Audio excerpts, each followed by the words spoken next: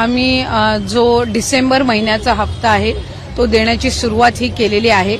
मधले हे 1-2 दिवस सुट्टीचे असल्यामुळे त्यावेळेला थोडी ती प्रोसिजर 1 दिवसासाठी आम्ही हॉल्ट घेतला होता।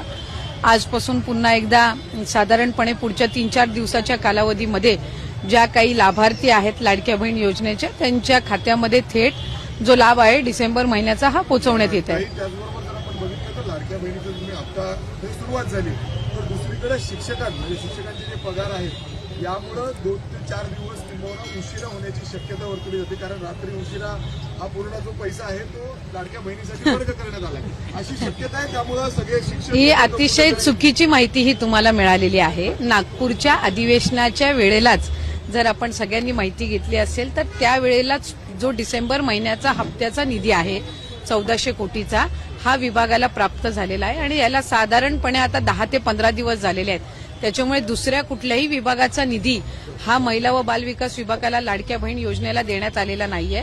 हा साधारणपणे दर महिन्याच्या हप्त्यासाठीचा जो निधी आहे हा 10 दिवसापूर्वी आम्हाला प्राप्त झाला आणि आचारसंहितेच्या कालावधीमध्ये 1-1.5 महिन्याच्या कालावधीमध्ये जो लाडक्या बहिणीचा हप्ता आचारसंहितेमुळे स्थगित होता त्याची सुरुवात आम्ही केलेली आहे आणि याचा दुसऱ्या कुठल्याही विभागाच्या निधीशी काही संबंध नाही।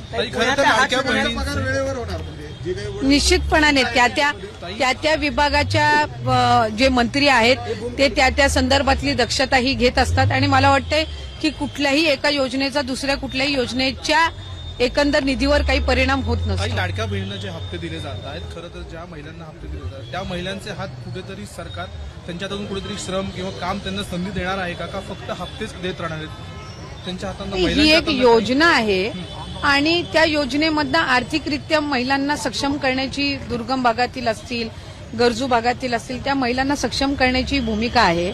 आम्ही विभाग म्हणून आता पुढच्या कालावधीमध्ये महिलांना आर्थिक साक्षरता त्यांच्यामध्ये आणणं म्हणजे फायनान्शियली त्यांना लिटरसी, त्यांना लिटरेट करणं या दृष्टिकोनातून आम्ही काही उपक्रम हाती घेणार आहोत।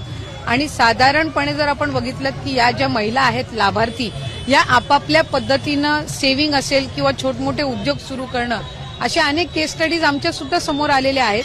आम्ही फायनान्शियल लिटरसी आणण्याच्या दृष्टिकोनातून पुढच्या कालावधीमध्ये काम हे निश्चित